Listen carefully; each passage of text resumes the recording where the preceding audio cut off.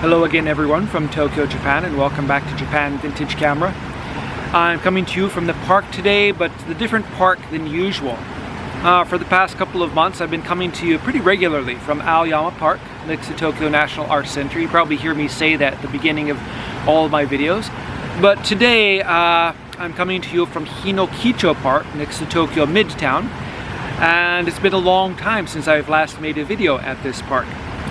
I prefer Aoyama Park because the location is more quiet and kind of less known, and it's a really great place to make a video. They have picnic benches and things like that, and almost no one goes to this park. Whereas here at Hinokicho Park it's very popular and people come from all around the area and indeed other parts of the city to come here and hang out at this park.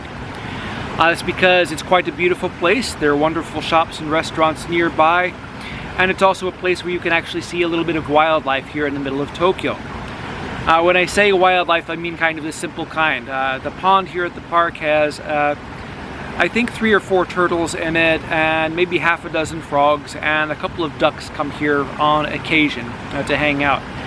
And that's about as close as we're going to get to the wild here in the middle of Tokyo. And all of the kids come here to see these animals, or they try to see them. So once again, here I am at Hinokicho Park. Today's video is about one of the most unusual and hard to find Japanese cameras, and that is the Ricoh 999. This camera was made in Japan under the 999 model name, but it was sold in other markets as the Ansko mark. They're the identical camera other than the difference in the name. Ricoh introduced this camera in 1960 as an interchangeable lens leaf shutter camera, and it was designed to compete against the Olympus Ace and the Minolta Super A, which were kind of similar cameras, the interchangeable lens leaf shutter rangefinder cameras. But the Ricoh 999 is quite unique compared to these other cameras. The Olympus camera and the Minolta Super A strongly resembled other cameras in the Olympus and Minolta lineup, whereas the Ricoh 999 was just a completely new and utterly different camera. 1960 was kind of a big year around the world when it came to large-scale design changes. From the 1940s, 1950s, most products had, I guess, curved shapes and kind of gentle designs. But that kind of changed in 1960 with the introduction of sharper angles and such like that, which you can see on this camera here. There are pretty much no curves or rounded parts on this camera, with the exception of the lens filter ring and the dial, I guess the film rewind dial, and the ASA dial on the back. Everything else is sharp and angled, which kind of gives this camera a very unique design, and some people find it quite attractive. For myself, I guess it's not entirely to my taste, but it's still quite a good camera for all of that. The amazing thing about these cameras is they are quite reliable, and though this one, as you can see, has been abused quite a lot and beat up quite a lot, it still works perfectly well. The obvious signs of abuse are the lever has been broken off of the rewind knob, and the glass here on the rangefinder has been broken, but other than that the camera is in shooting condition. So far all these cameras which I've come across, and I can't say that I've come across many of them, but the ones that I have found are generally working cameras and able to take photographs. The only weakness that these cameras seem to have is in the aperture blades and the lens, which tend to get oily and the pins on the aperture blades break, which causes the aperture to malfunction. So if you have one of these cameras and the aperture ring is hard to turn, please don't force it, because the aperture blades are easily broken. You should try to get the lens cleaned and have the oil removed from the aperture blades, because the blades have kind of a unique design, kind of a design which came on the earlier Copal shutters, and not many were made. So if you break one of the pins off of the aperture blades, you're going to have a really hard time trying to replace it, and though I've tried, you can never actually replace the pins in these aperture blades. I don't have the skill for it, and in my university years I worked as a jeweler, so I have a little bit of skill working with small mechanisms and things like that. But other than the problem with the aperture blades, these cameras are rock solid. And They weigh as much as a rock. This is quite a hefty and solid camera, and you don't want to drop one of these on your foot because it'll certainly hurt. Let's go ahead and take a look at the features and functions and controls of the Ricoh 999.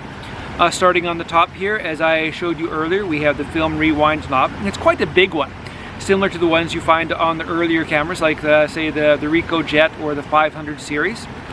Like a lot of the early Ricoh rangefinder cameras, it features a hot shoe for the flash, whereas most other cameras of the era had a cold shoe and required the use of a PC sync cable. If you were running an old flash gun with a sync cable, there's a socket where you attach it on the front. On the top right here, we have the window for the light meter, and these cameras feature a selenium light meter. And for the light meter to work, you have to open the light meter window, which is located here, and there's a tab on the side here. You flip that down and it pops open, and voila, this 60-year-old camera, the light meter, still works.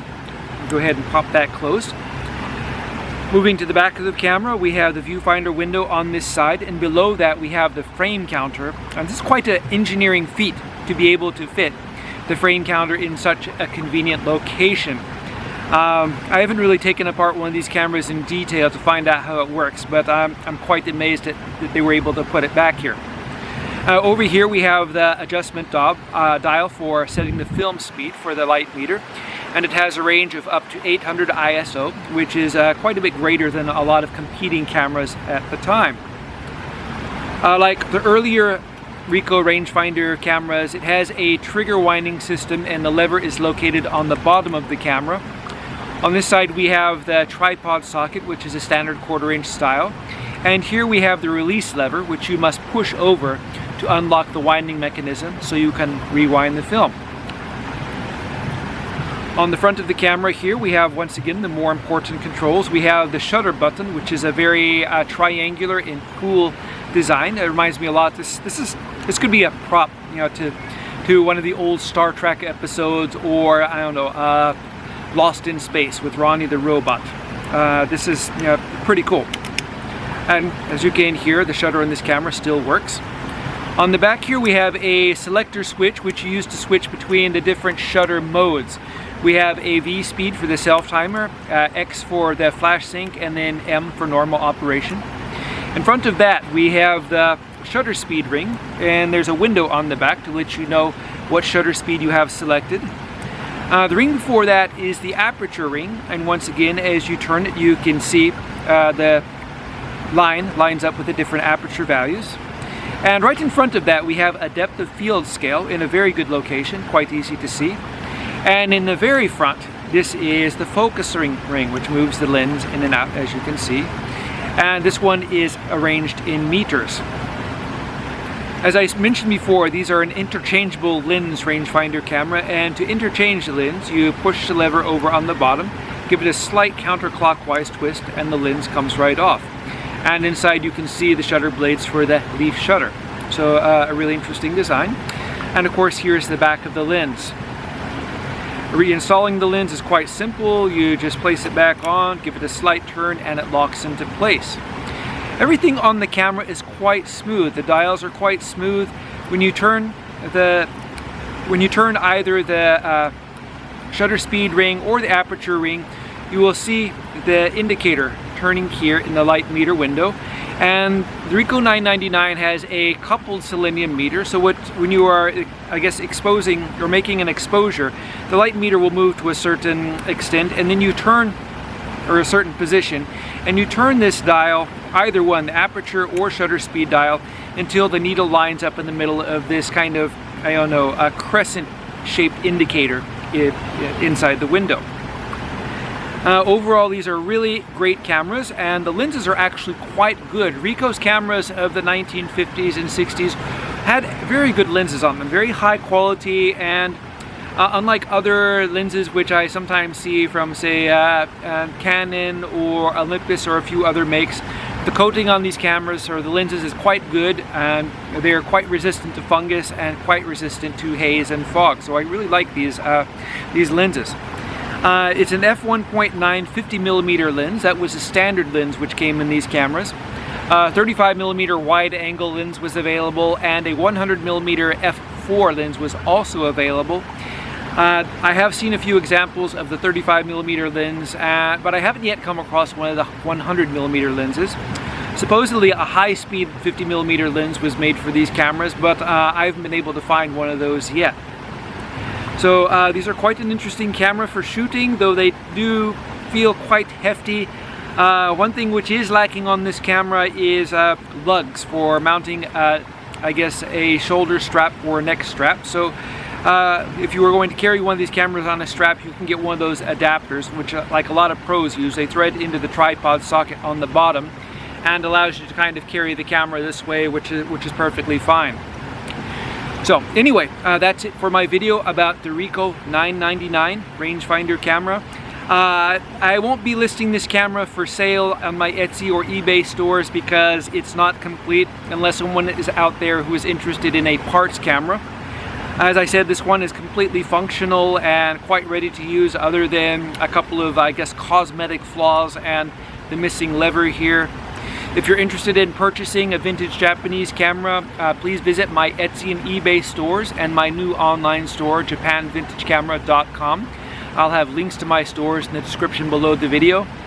I've been getting a lot of orders recently, and my stock has been quite depleted over the last week. So you may not find too many things available right now, but during this week I expect to be listing many more cameras. I've ordered a lot of things, and they've already started to come in today. So as time goes by, I'll try to get many more cameras listed.